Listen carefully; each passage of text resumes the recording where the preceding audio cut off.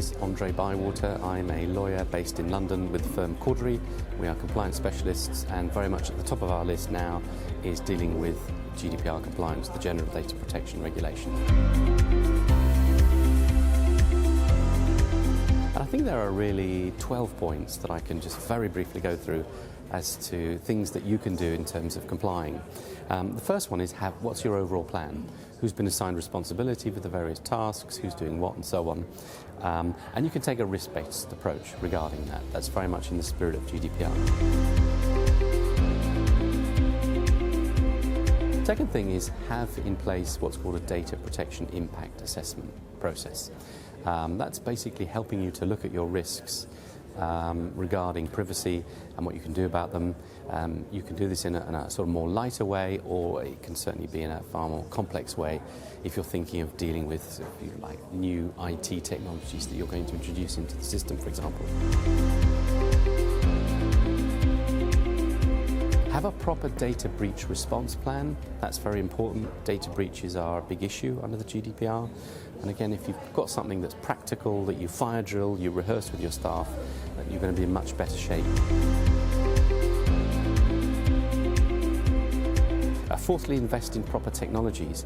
A little bit of good investment in IT can save you a big headache in the future and avoid any possible large fines that the GDPR can impose.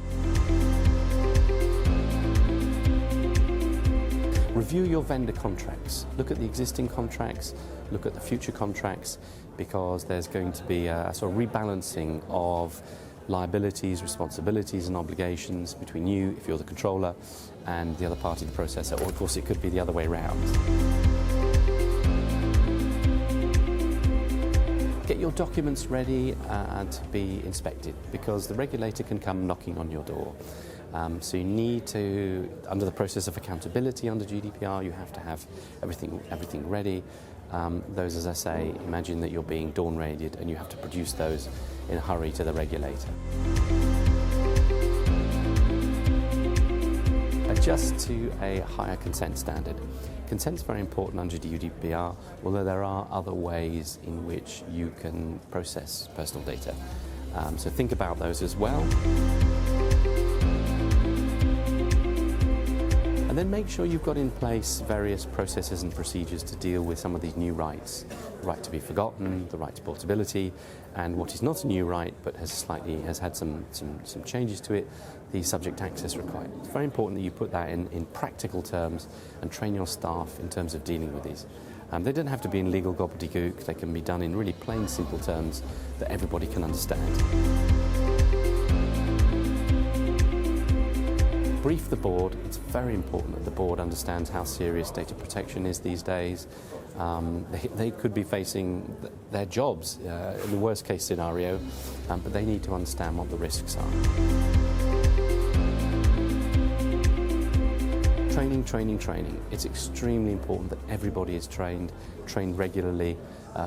When you onboard people, it's important that they understand their data protection obligations and need to continue to do that and document that, because again, if the regulator comes knocking on your door, they're going to want to know what you did about your training. Set up regular compliance reviews and audits where necessary. The GDPR isn't just something that happens on the 25th of May and that's it. It's going to go on for years, and as many of us have said it many times, data protection has been around for quite some time. And then finally, and of course I would say this as I'm a lawyer, but sense check your plans where necessary with lawyers, but also other specialists as well. And it's very important that when you're doing your compliance work internally, that you have that team that's got on board, not just the lawyers, but the IT people, HR, and so on. Thank you very much.